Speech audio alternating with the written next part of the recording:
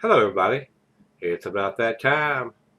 Let's go see what's in the fridge today.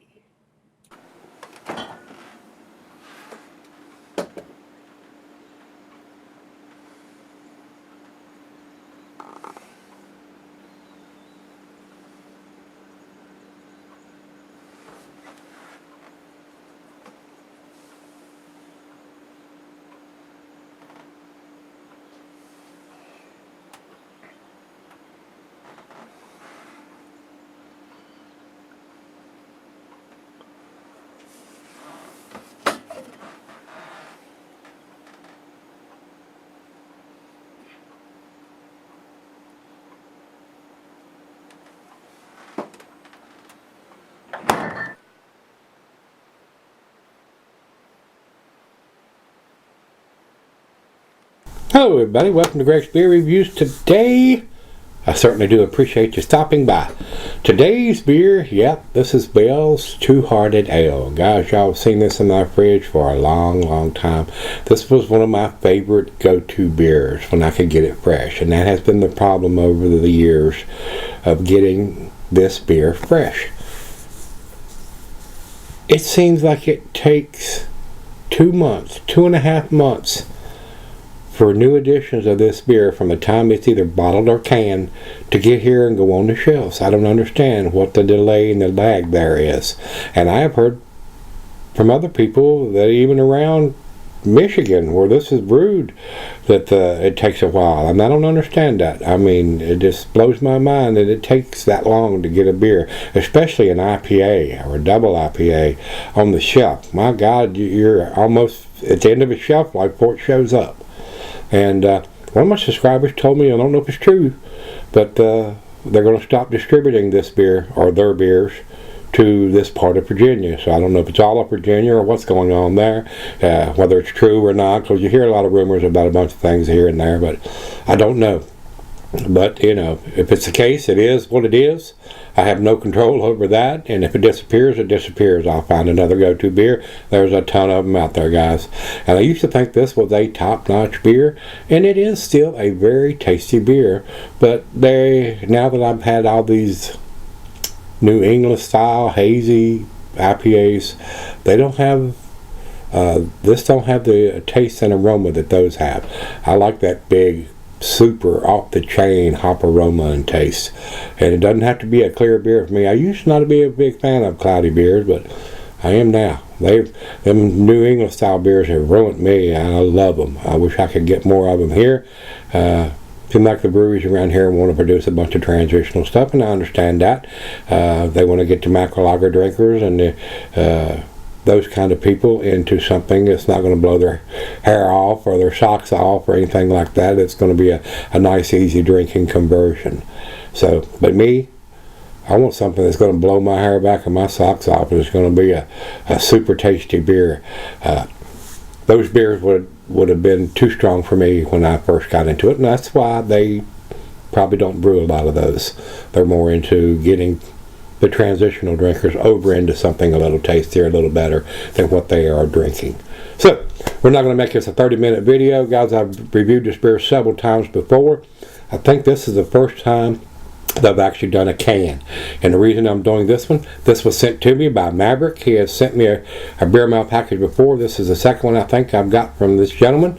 So Maverick, thanks a bunch. My buddy, my friend, my brother, I do appreciate it. And he writes on this, Bell's Two-Hearted IPA, canned on February the 15th. And today is April Fool's Day. So, fairly fresh. I mean, about as fresh as I can get one here.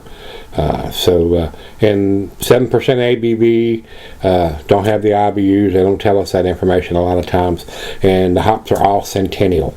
So, I do appreciate him sending me this because he knows I'm a big fan of this particular beer. Everybody that watches my beer reviews see these beers in there all the time when I can get them fresh.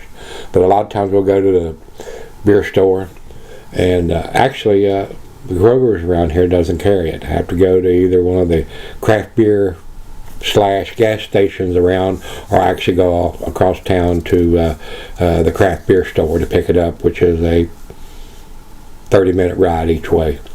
So, being as fresh as it is, I wanted to do it pretty quick. So let's get on with this one. It's a year-round availability from those guys. And for the commercial description on Untapped says, brewed with 100% Centennial hops from the Pacific Northwest and named after the Two-Hearted River in Michigan's Upper Peninsula, this IPA is bursting with hop aromas ranging from pine to grapefruit, from massive hop additions in both the kettle and fermenter. Perfectly balanced with the malt backbone and combined with the signature fruity aromas of Bale's House yeast, this beer is remarkably drinkable and well suited for adventures everywhere. And now that they're canning it, yes, I agree there 100%. I don't consider this a session beer, it's being a 7%er, but it usually starts the range where I'm interested in looking and buying beers. Usually don't buy beers that are under 7%. I consider those session beers, if you will, especially the 5% and lower. So, if I see something in the 6% range that I haven't had or reviewed before, I will pick up, if I can pick up one and give it a whirl before I buy a 6-pack of it and I don't like it. So let's get on with the review here for the Two-Hearted Ale in the can version. And this is the 2019 edition. So thumbs up to those guys for that and putting the date on it where it's very easy to read on the bottom of the can. So without further ado, let's get it into the glass. Definitely a filtered beer, guys. Very clear coming out of the can. And I poured that fairly aggressive and ended up with at least 2 fingers of head, which is okay. I don't think it'll last a super long time. Get that up there where everybody can see it. And see, that's a nice amber color. It does have a slight haze to it, but it's nothing like a New England style. I don't know if I would consider that a chill haze. It is a nice, rich amber color, but it is kind of cloudy up here, a little bit, little haze, not much. I still think this is unfiltered beer. I may be wrong on that, but looks pretty good. Let's get it to the nose. Yep, citrusy notes, a hint of some pine, and some grapefruit. Smells very pleasant. Like I said, this has been one of my favorite go-to beers for a long time. So if it's going by the wayside, so be it. I will miss it. But half the time that I go to the store, it's 2.5 to 3 months old, or even older sometimes. And I have bought 2.5 and up to 3 months old, but once it gets past the 3 months age, I don't buy it, guys. I just don't do it. Let's dive in. Cheers, everybody. Cheers, Maverick. Thank you.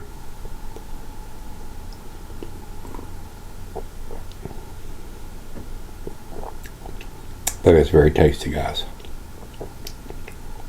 Still one of my favorites. One of my go-tos.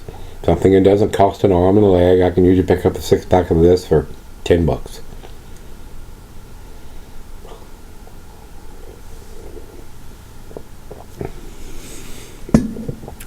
It is a very well made, a very tasty beer, guys. And I'm glad to see them canning it now. That keeps all the light out of it. It may last a little longer without being in a, not being in a bottle where the light can get to it. So I don't know. I still, even in a can, on an IPA and a double IPA, I want to have them within 3 months. You're going to get the best hop profile, the best aroma and taste out of that style of beer in that time. Anything over that, it's still going to be there, but it's fading away. First 30 days on these beers is what I would like to see happen, but it doesn't. That's the real world. That's life. So, well, let me sip on this one. Come back. We'll do the final grade and chuck on this. I'm still a big fan of this beer. All right, guys, I'm back. Been sipping on a while. Nice lacing is left on the glass. Still a very enjoyable, tasty beer. Like I said, I hope they're not going to stop distribution to my neck of the woods here in Virginia, but you never know. That's what I heard. So time will tell if that's a rumor or it's actually going to come true. And if it does, it does. Nothing I can do about it, and then I'll just pick another go-to beer. And they're very limited here that are tasty. Trust me. It is. Unless I want to drive all the way across town and go to the craft beer store, it's really hard to find anything new and exciting around here. the beer is, like I said, very, very tasty. And I would continue to buy it as long as I can get fresh versions of it until it disappears, if that may come to pass. But still a very enjoyable beer. They do have a big distribution. It goes all over the country. And it may go even further than that, I'm not sure. It'd be a shame if they're shipping it across the pond to other countries and I won't be able to get it here. That'd be a crock. But, you know, if it comes out on the shelf and it's 3 months old, I'm not going to buy it anyway. So, if they can't get it here any faster, I don't know whether it's on their end or it's on the distribution end down here. I don't know. But, you know, when it shows up on the shelf and it's already 2.5 to 3 months old, that's not good. So, anyway, on this style of beer, anyway. Still very tasty. I do enjoy it. So, Maverick, once again, thank you for sending me a fresh one in a can. This is, I think, the third review, or maybe even more. I'm not sure. But this is the first can review that I've done. So, still very tasty. Final chug.